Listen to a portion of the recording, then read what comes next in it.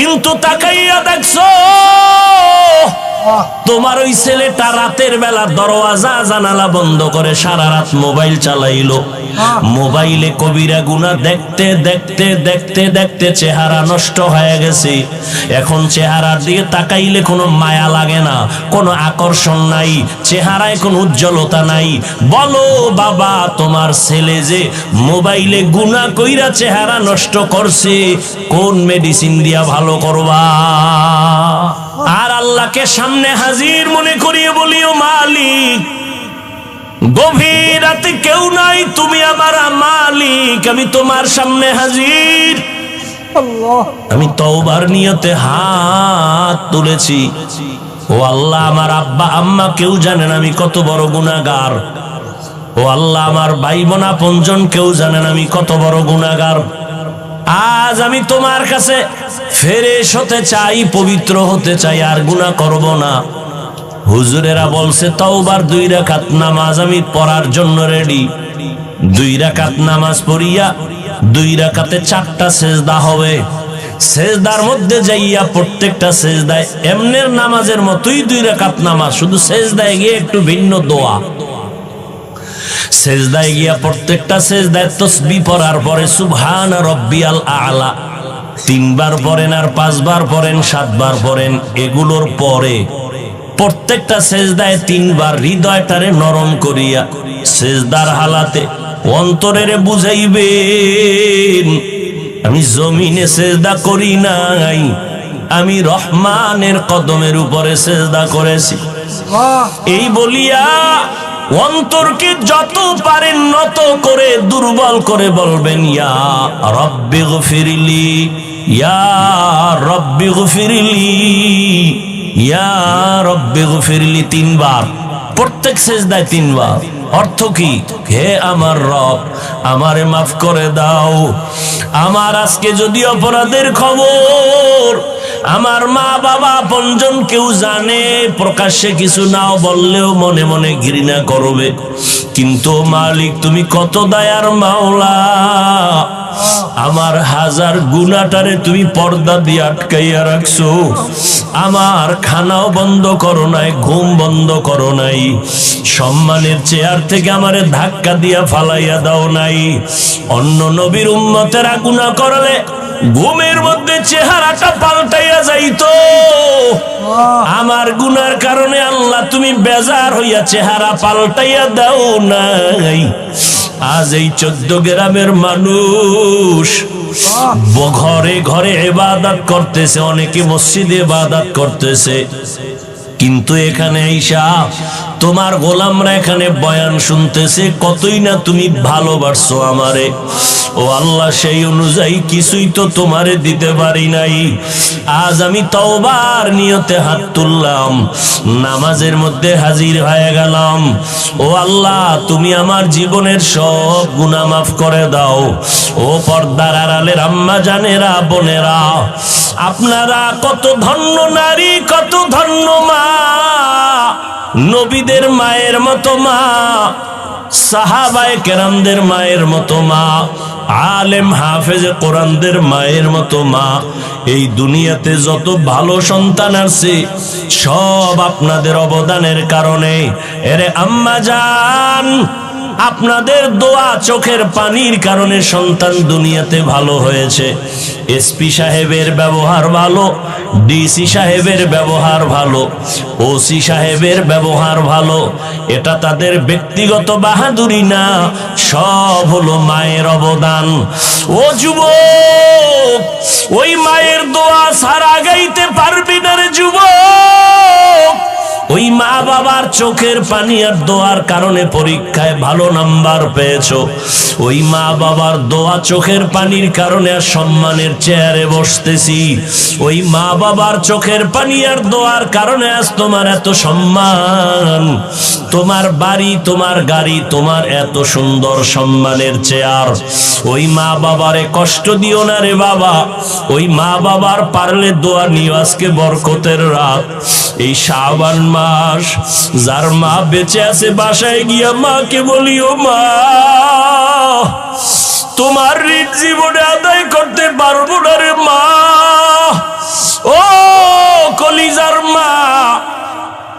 আমাকে মানুষ বানাইতে গিয়া কত রাত ঘুমাইতে পারো নাই, কত রাত খানার প্লেট নিয়ে খেতে পারো নাই। আমার কষ্টে কষ্টে তোমার জীবন কাটিয়ে গেল রে মা। আমার পরে আর এক ভাই, আবার আর এক বোন, আবার আর এক ভাই, এইভাবে কষ্ট করে করে তোমার জীবনটা তুমি শেষ করেছো রে মা। এর উপরে আবার আমি মাঝে মাঝে কত কটু কথা বইলা তোমারে কান্না করাইছি। আমার কথায় তুমি কষ্ট পাইয়া গোপনে কত কান্না করেছো।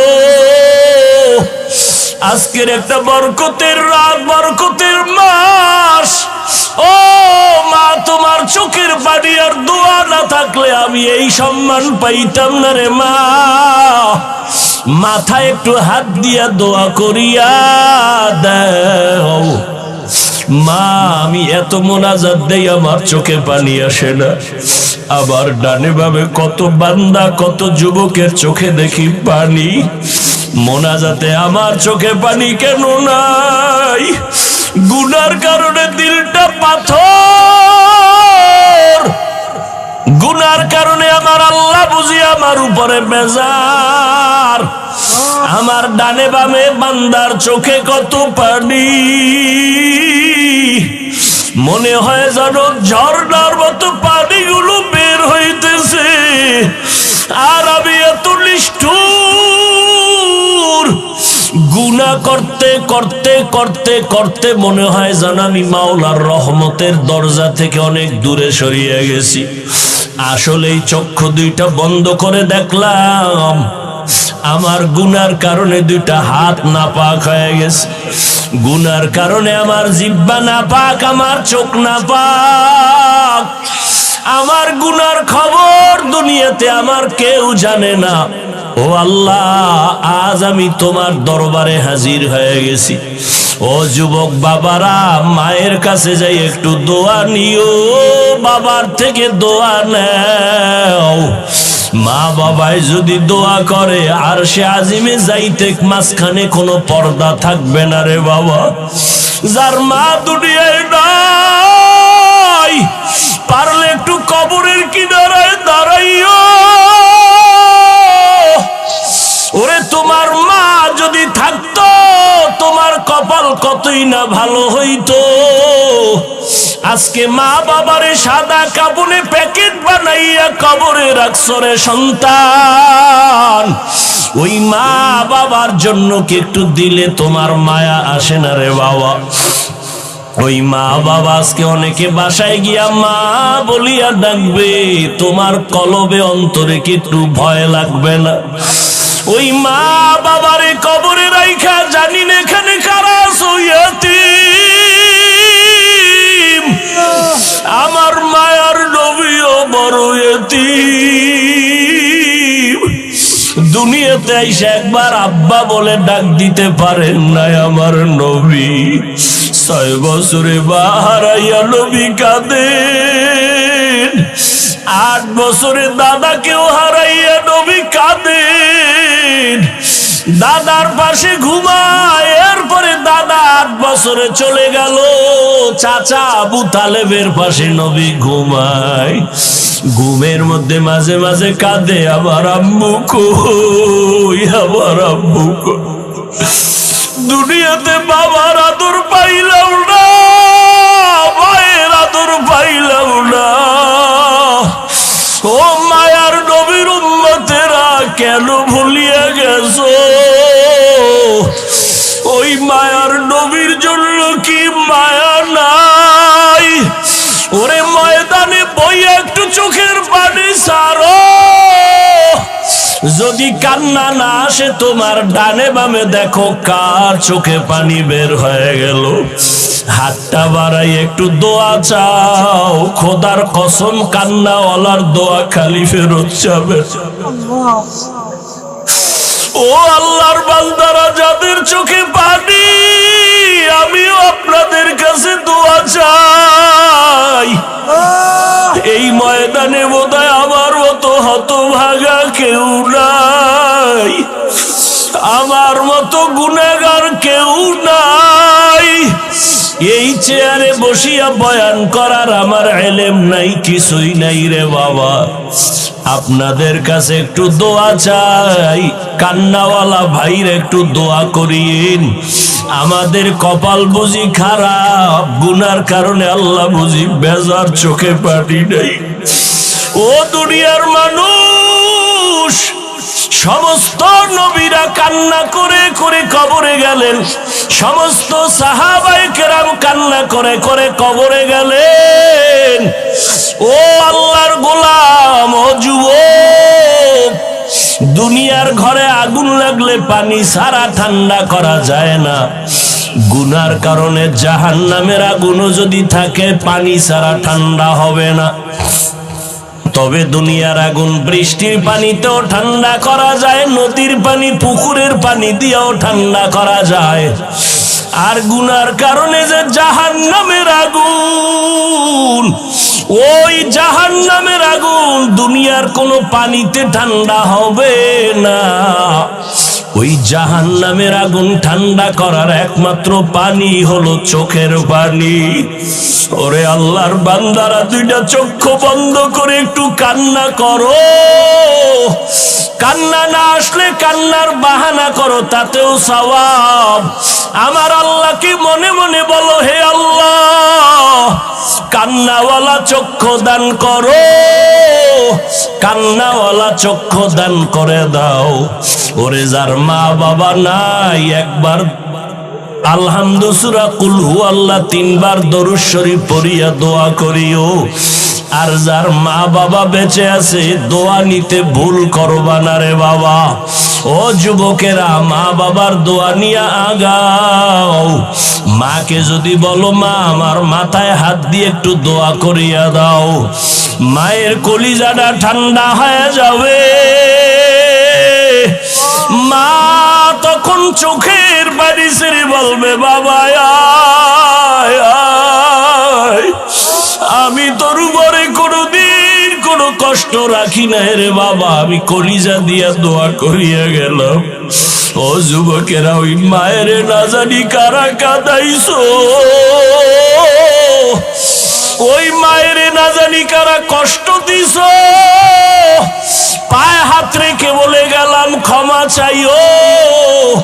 মা বাবারে কষ্ট দিয়ে আজকে সারা রাত কানলেও মাওলায় মাফ করবে না। অতএব মা বাবার দোয়া নিয়ে আগাও, মাওলার কাছে তওবা করিও রে বাবা। আল্লাহর কাছে বিনয়ের সাথে মাথা নত করো। আর নামাজ ছাড়বা না, বেপরদায় চলবা না, রোজা ভাঙবা না। স্কুলে পড়ো, কলেজে পড়ো, চাকরি করো, ব্যবসা করো, আল্লাহর কাছে মনে মনে পাক্কা নিয়ত করো, মরিয়া গেলে যাব হায়াতের মালিক আল্লাহ, রিজিকের মালিক আল্লাহ, ইজ্জতের মালিক আল্লাহ। আর কোনোদিন দাড়ি কাটবা না, নামাজ ছাড়বা না, বেপরদায় চলবা না, আর রোজা ভাঙবা না। উলামায়ে কেরামের পরামর্শ নিয়ে চলবা, মা বাবার দোয়া নিয়ে চলবা। আল্লাহ পাক এই বরকতের রাত আমাদের ইবাদতে কাটাবার মতো তৌফিক দান করেন, আমিন। আলহামদুলিল্লাহি রাব্বিল আলামিন। ربنا ظلمنا أنفسنا وإن لم تغفر لنا وترحمنا لنكونن من الخاسرين ربنا آتنا في الدنيا حسنة وفي الآخرة حسنة وقنا عذاب النار সবাই জবান খুলে পড়ো রব্বির হামহুমা কামা রব্বায়ানি সগীরা রব্বির হামহুমা কামা রব্বায়ানি सगीरा बता हमको तेरे राह की तरफ है तेरे राह पर चला हमको खुदाया बेगुनाह न गुज़श्त पर मासाते बाहुज़ूरे दिल न कर दम ताअते আল্লাহুম্মা ইন্নাকা আফুউন কারীম তুহিব্বুল আফওয়া ফা'ফু আন্না আল্লাহুম্মা ইন্না নাসআলুকা রিযাকা ওয়াল জান্নাহ ওয়া নাউযু বিকা মিন সাখাতিকা ওয়ান নার। ও দয়ার মালিক,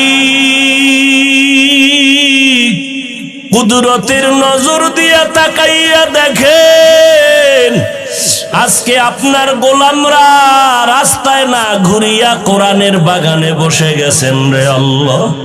আয় আল্লাহ, এরা টাকা চায় না, বাড়ি চায় না, জাহান্নাম থেকে মুক্তি চায় রে আল্লাহ। আয় আল্লাহ, শয়তানের ধোকায় পড়ে গুনাহ করেছি,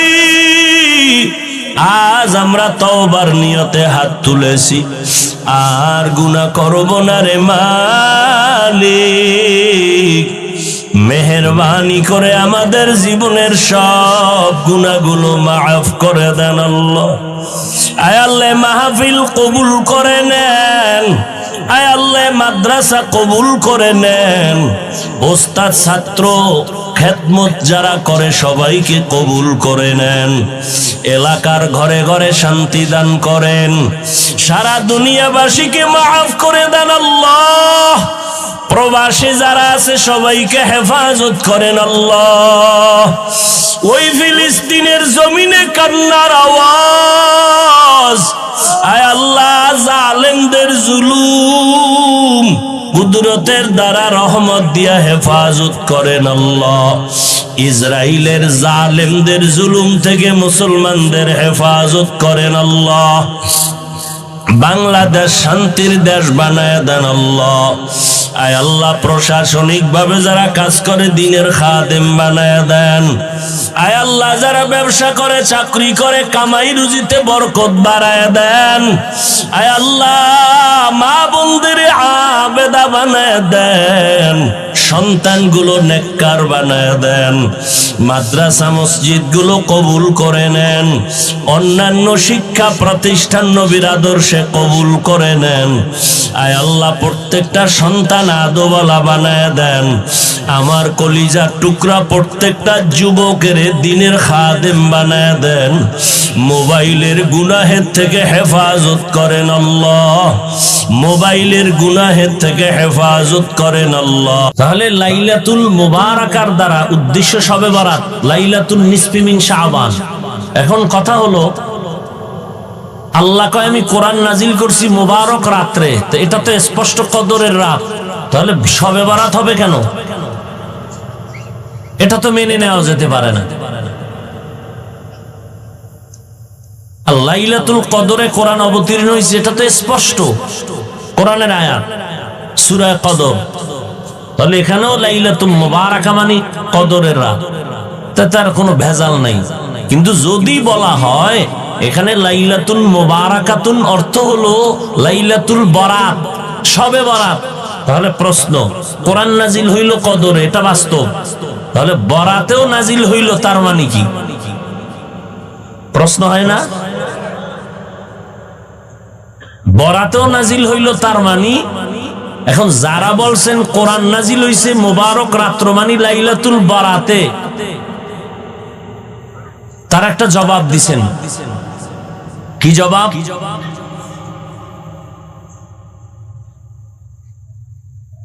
যে দুনিয়া, একটা উদাহরণও টেনেছেন, দুনিয়ার যারা দেশ পরিচালনা করেন তারা কোনো কিছু সমাজে বাজেট যখন করেন, কোনো বিষয়ের, কোনো কাজের, ওই বাজেট করার ক্ষেত্রে তারা পূর্ব প্রস্তুতি একটা মিটিং করেন, সিদ্ধান্ত নেন, বাস্তবায়ন পরে হয়। সিদ্ধান্ত আগে হয়, বাস্তবায়ন। কোরআন নাজিল হইছে কদরের রাত, কিন্তু সিদ্ধান্ত হইছে বরাতের রাত। কথা বুঝেন নাই? কোরআন নাজিলের সিদ্ধান্ত আল্লাহ নিছেন এই বরাতের রাতে, আর বাস্তবায়ন করছেন কদরের রাতে। এক জবাব। দ্বিতীয় জবাব হলো, আল্লাহ পাক রব্বুল আলামিন আসমান আরশে আজিম থেকে কোরআন নিয়ে আসছেন প্রথম আসমানে বরাতের রাতে, আর ওখান থেকে নাজিল শুরু হয়েছে কদরের রাতে জমিনে। কোরআন দুইবার নাজিল হইছে, মানে দুই স্টেপে নাজিল হইছে। এই নাজিল হওয়ার ক্ষেত্রে কোরআনে দুইটা শব্দ আছে। কয়টা শব্দ? একটা হলো আনজালনা আর একটা হলো নাজ্জালনা। আনজালনা মানে একবারে অবতীর্ণ করা, নাজ্জালনা মানে বারবার অবতীর্ণ করা। আল্লাহ কোরআন অবতীর্ণ করছেন বারবার, না একবার, বারবার। তাহলে বারবার যদি হয় তো আনজালনা মানে একবার, একবারের তর্জমা কি হবে? আর একবারেই যদি কোরআন নাজিল হয় তো নাজ্জালনার অর্থ কি হবে? কারণ কোরআন নাজিলের ক্ষেত্রে দুটোটা শব্দ আছে। ইন্না আনজালনাহু ফি লাইলাতিল কদর ওয়া মা আদরাকা মা লাইলাতুল কদর লাইলাতুল কদরি খায়রুম মিন আলফি শাহর। তা আনজালনা মানে একবার নাজিল করা, অবতীর্ণ করা। আবার বারবার হলো নাজ্জালনা। আল্লাহ সূরা বানী ইসরাঈলে বলেন